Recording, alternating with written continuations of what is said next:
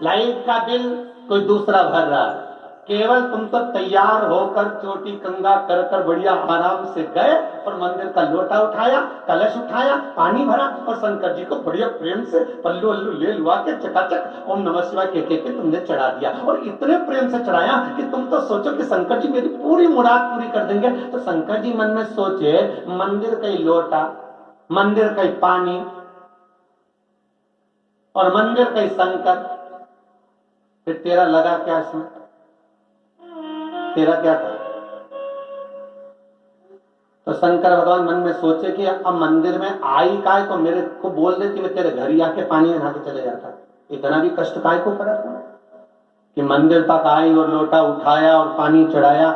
निवेदन है, शिव महापुराण की कथा कहती है, अगर मंदिर के लोटा उठाकर मंदिर का ही पानी भरकर शंकर जी को चढ़ा रहे हो तो 1 रुपया मंदिर के लोटे का किराया और 1 रुपया जो पानी भरा, जो बिजली जली उसका, ये 2 रुपए पहले दान पात्र में डालो, गुल्लक में डालो, उसके बाद तुम वहां का पानी भरकर फिर ले आकर शंकर जी को चढ़ाओ तो शंकर जी उसको स्वीकार करें। मालूम पड़े पीपल के पेड़ के नीचे गई, आंवले के पेड़ के नीचे गई, किसी की लगी लगाई थाली मिल गई, सिर पे पल्लू लेके कंकु चावल रोली मोली सब चढ़ा चढ़ू के और पहुंच जाए। इतने में बेचारी जिसकी थाली वो आई तो क्या सब कुछ चढ़ गया?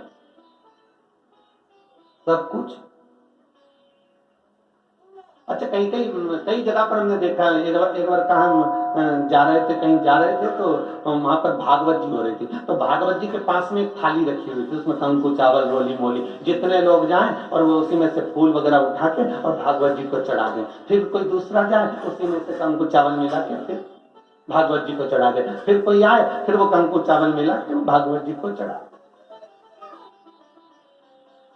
जितने लोग कथा सुन रहे हो ईमानदारी से बोलना रे भाई, पुण्य मिला, कंकु चावल रोली मोली फूल माला सब दूसरे की, तुमने तो केवल उठाकर चढ़ा दिया, उसका कोई पुण्य है?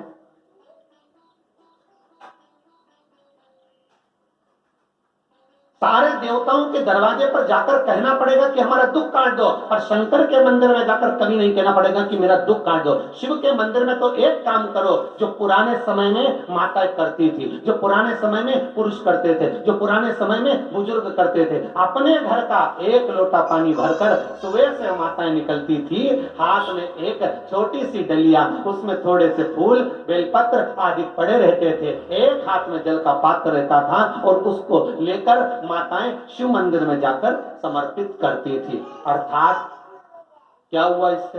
तो शिव महापुराण की कथा कहती है, जब घर का जल ले जाकर हम शंकर को चढ़ाते हैं तो शंकर को हम अपने घर का एड्रेस बताकर आ जाते हैं कि ये हमारे घर का पता है। अब तुम शाम को जब निकलो भ्रमण करने के लिए, जब हमारे घर पर होते हुए चले जाना। अब कहने की जरूरत है क्या दुख कटेगा? अब भगवान को बोलना पड़ेगा कि दुख काटो? कुछ नहीं कहना, बस एड्रेस बताना।